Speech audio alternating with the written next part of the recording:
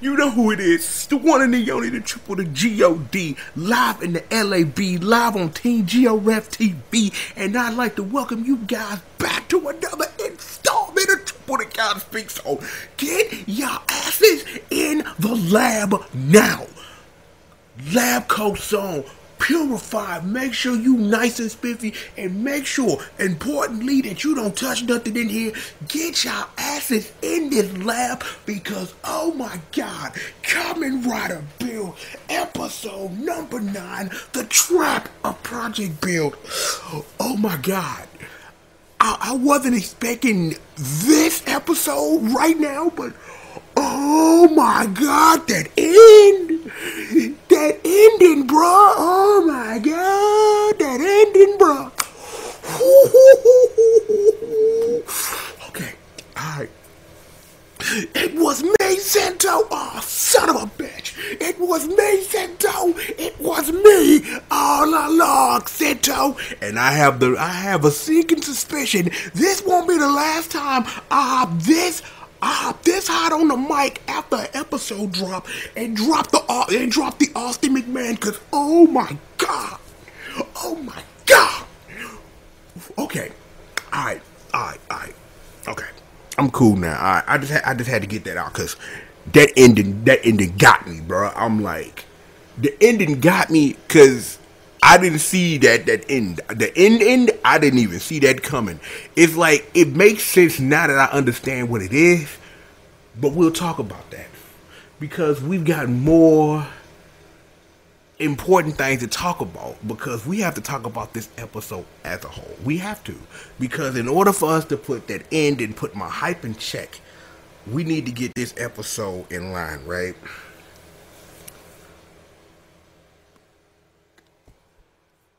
I don't even know what to say right now, because that end, dog. I'm like, that end, I can't even speak a thing.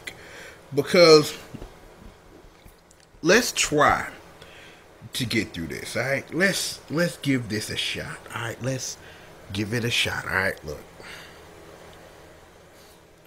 We start our episode where we ended our last one.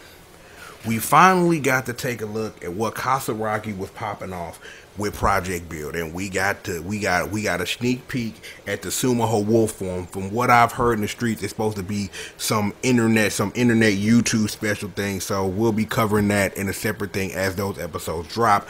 I will get to that. We learned a lot about Build, but it's like a lot of the stuff that Kasaragi went over is stuff that we already knew, but it wasn't stuff that our characters were aware of, so it's like, it's good for them to get caught up with us, even though they the characters in the show and don't really know what we know as those watching the show. I really love this episode because we got a chance to really see some swimming pools in action. You know what I'm saying? I'm like, I don't know if I'm ready to push the Cross Z swimming pool ship. I don't know if I'm ready to set that sail yet.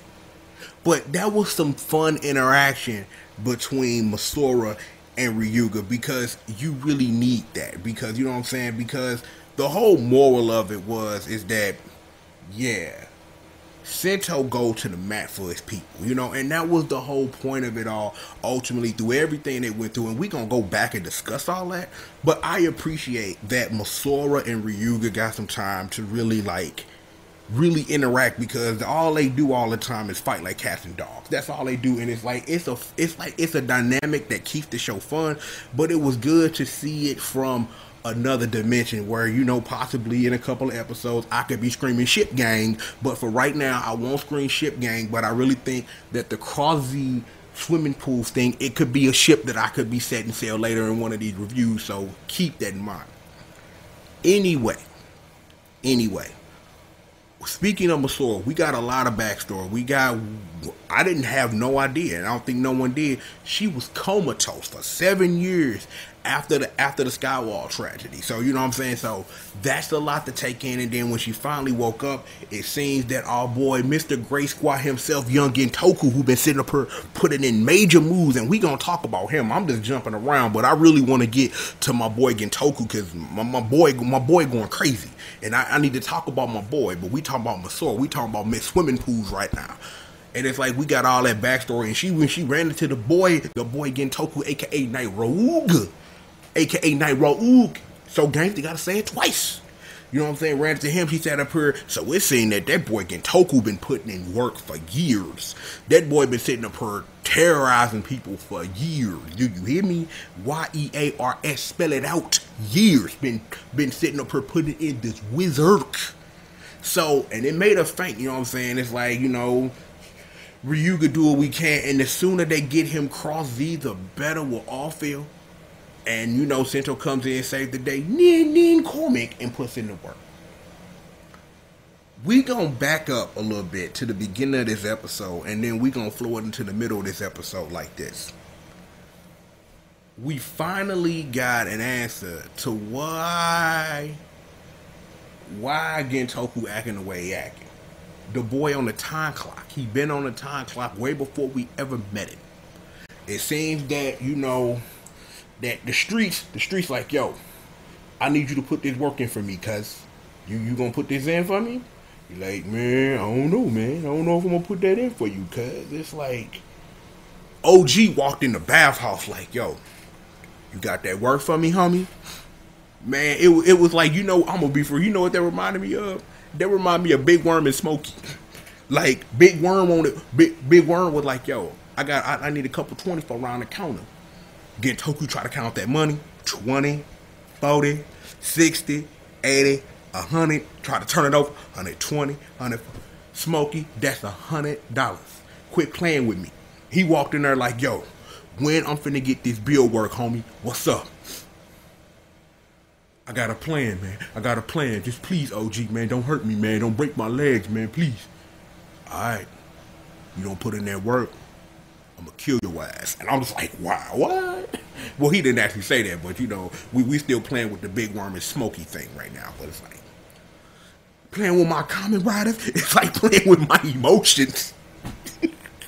Playing with my Kamen Riders, it's like playing with my emotions, dog. I'm dead. And it's like, you and OG walked in the cut like, yo, should I tell the other Mishimas Zaibatsus about this work? No, Mr. Big Worm, sir. Please, don't tell the others Mishimas Zaibatsus about the Kamen Rider, sir, please. Well, they put that work in, homie. Yes, sir. And then that led into the rest of the part, which really got interesting, especially when Night Road ran up. He ran up on my soul, was like, I'll let you run around for a little while. Go to sleep. If you tired, be quiet and go to sleep. Purify bottles, go to sleep. She sat up her nap, poink. You know what I'm saying? It's like, I'm like, and then the other homie, my boy Bloodstalk comes in like, yo, cuz, be easy, my dude, be easy, like, yo.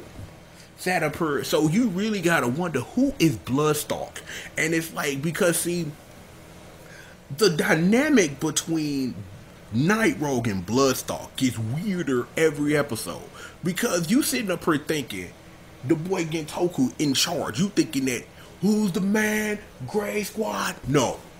Because if he was, why Bloodstalk getting away and then let Ryuga and Masora get away? It's like, that dynamic is weird. And it's like, trying to understand the dynamic, because see, there's the dynamic won't be understood until we figure out who Bloodstalk is.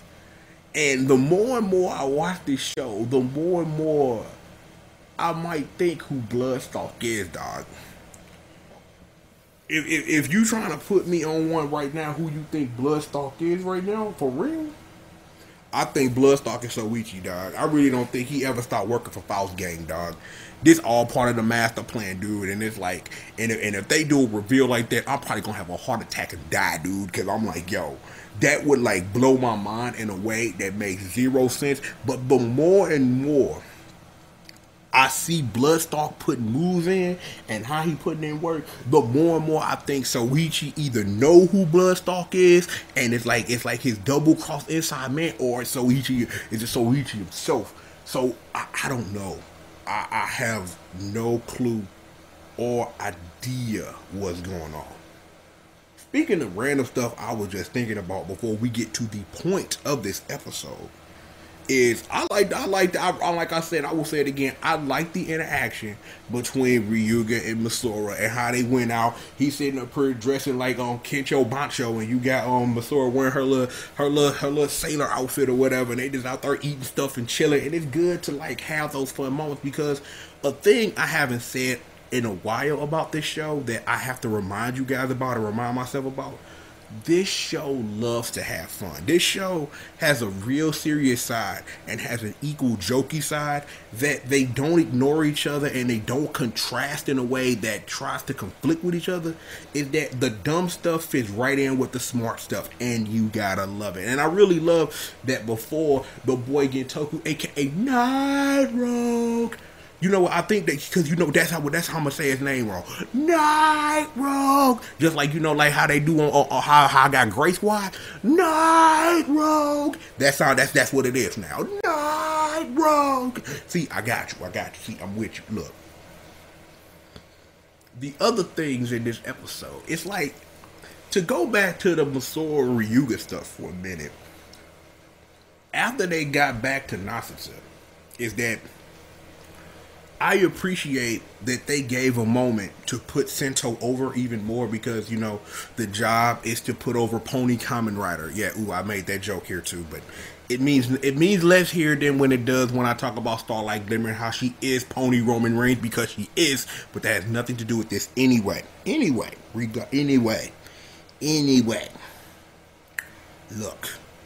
I appreciate that they had to get Sento over, because see, it's not as much as getting Sento over as it is getting Ryuga to understand that, we want to help you prove your innocence and your girlfriend's dead and all this, but Sento feels just as bad as you do because he couldn't save her. He builds you a dragon that's going to turn you into a form, because you need one of those, because you probably sick of getting your ass whooped by that boy Night Rogue and that boy Bloodstalk. So you're welcome, by the way. You know what I'm saying? Like, Sento was that guy, dude. He like sitting up here like, Masora was like, they will purify for me, but I go to sleep for a week. He built me a stand up refrigerator microwave, and now it only take me a couple of hours to recover from purifying the fuel bottle. Sento Heavy Industries, building things to help you purify fuel bottles since 2017. Oh yeah, sponsor for this show. But I'm like, let's get to the gritty of this episode. My boy Gentoku, leader of the Gray Squad, sit up here like, I got a plan. Like, OG like, he want his Kamen Riders, dog. He said he ain't gonna be here at 10:03, not at 10:36. He said if I ain't got his Kamen Riders or his Kamen Riders, he gonna kill me and you. And Bloodstar like, nah, they ain't got nothing to do with me, cuz I don't know what you talking about, man. Look, hey, leave me alone. Look, no. OG like, he want his Kamen Riders or he gonna kill us. So what's your plan? We gonna steal Pandora's box. By stealing Pandora's box, we'll sit up here and we'll put a fire under my dad's ass so hot that he ain't got no choice but to put in work. And then if the other Mishima Zaibatsu get their hands on his work, then we're gonna have a Kamen Rider war. You know what? Stop right there. I just thought of something. Roll with me on this, internet. Roll with me. This finna be another Gaim situation. This finna be another one of them. More riot troopers. That's what we calling them when they come, riot troopers. Like, what were they last year? They were riot players. No, they build riot troopers, because they ain't got no name yet. They don't exist.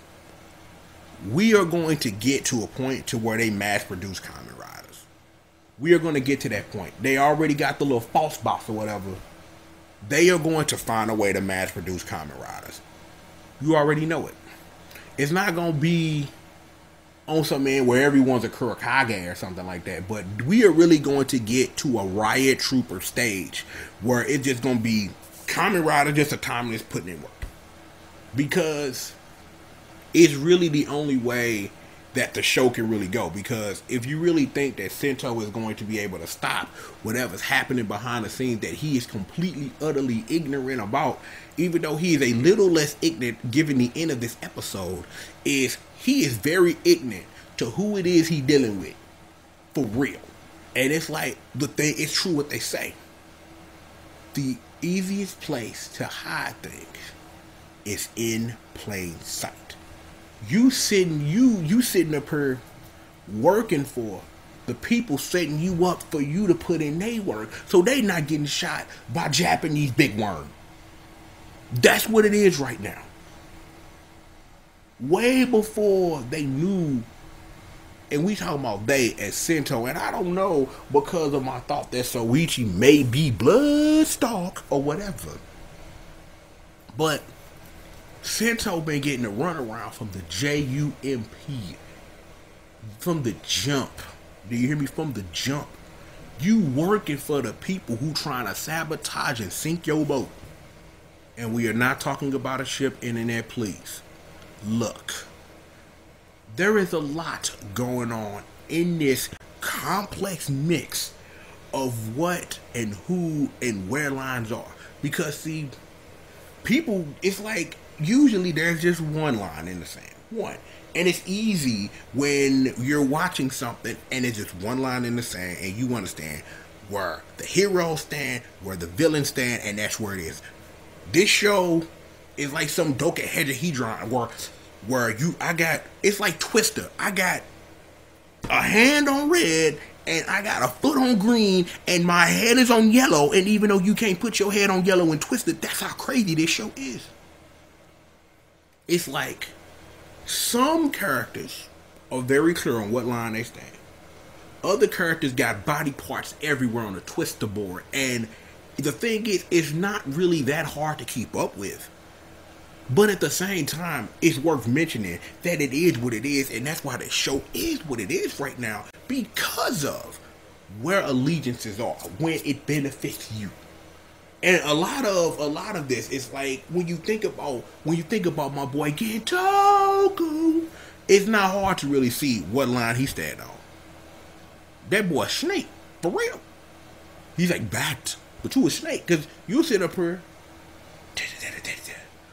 He's sitting up here playing a game of telephone with himself. Like, he'll sit up here and like put a bug in that boy Sento ear. Like, you got Bloodstalk, like, yo, let him put in his work.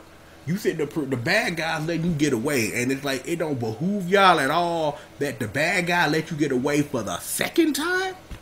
Like, let's really think about this for a second, because we still have this ending to cover.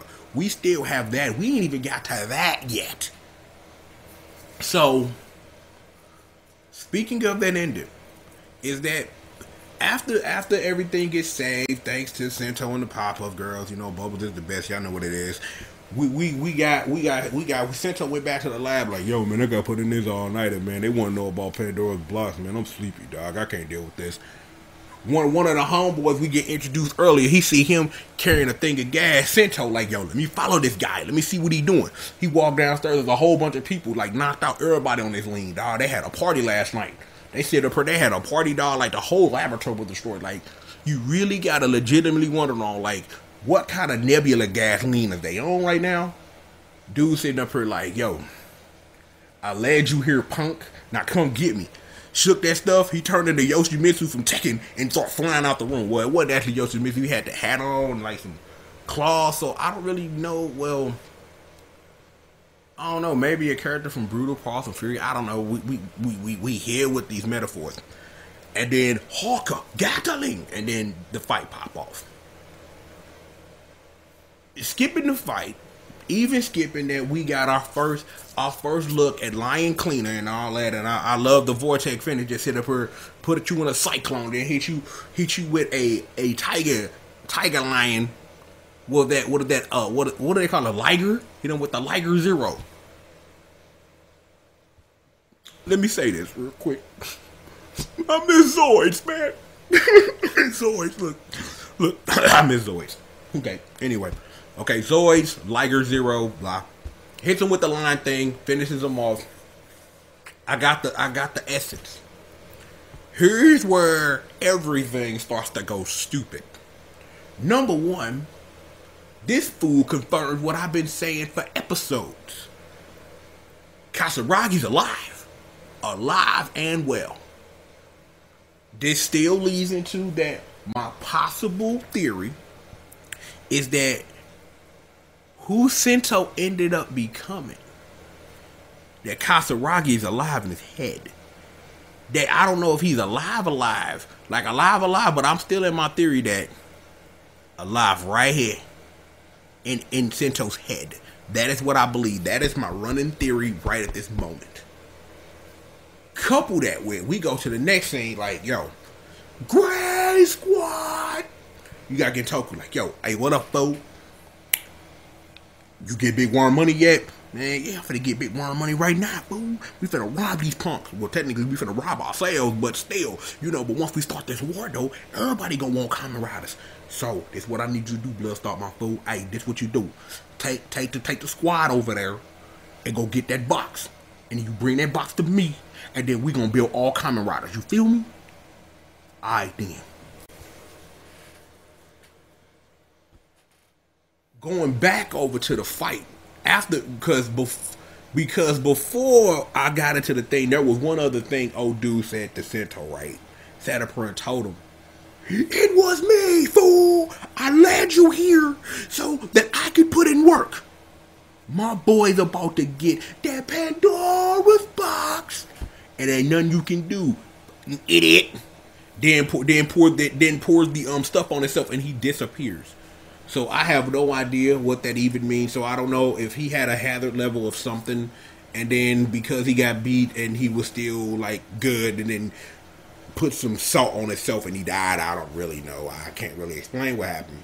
So then we hop back over there. Gentoku makes the call. Bloodstock got the crew and they marching. So they about to go get Pandora's box. Sento looking crazy like, oh God, they about to get Pandora's box. What I'm about to do. You can't really see my face because, you know, I am lying cleaner, so I don't know what you thinking, what I'm thinking. And then this ending. You got Big Worm in the car. Big Worm got did some hand Big Worm some pictures. Big Worm like looking at the pictures, and you got somebody in the corner like, yo, this is all the intel I got on Bill. And then they pan over, and it's Sawa, aka Japanese Lois Lane, and I died, bro. I was sitting up here like, how could I have not seen this coming? How? I'm just like, that ended murdered me, dog. Cause I'm sitting up here like, Kasaragi alive, Sawa's a traitor, dog. I'm like, she know where they hide away at. I'm like, so I have questions now, and it's different from the usual whodunit questions because, you know, the person who's allegedly dead is alive, so do we really have those questions to ask? We can ask where he at, like Carmen Sandiego, but is that really going to help? Hey, yo, Chief, C5 us to Hokuto, you know what I'm saying? C5 us to Hokuto, right now, do that. Y'all should watch the Where in the World is Carmen Sandiego cartoon. You should, it's a really good cartoon. I really, really, really love that cartoon. Because where is Carmen Sandiego? Carmen Sandiego, where? I'm not going to sing the rest of that song, but that song is good. The Leaning Tower of Peace. Okay, look. Okay, the Where in the World of Carmen Sandiego cartoon was off the chain. You know what I'm saying? I'm like, look, okay. I guess I have to say this. That show got complicated in ways because they gave Carmen Sandiego a legitimate backstory that, if you actually kept up with it, was really, really interesting. And given the parallels between Carmen Sandiego and the player, and I forget what is the girl? Cause I can't think of the girl's name. You know what? I'm googling this. I'm googling this because Zach was the boy, and I forget the girl name. I can't even. Hold up, I'm googling this. I'm googling this. We having a Google moment.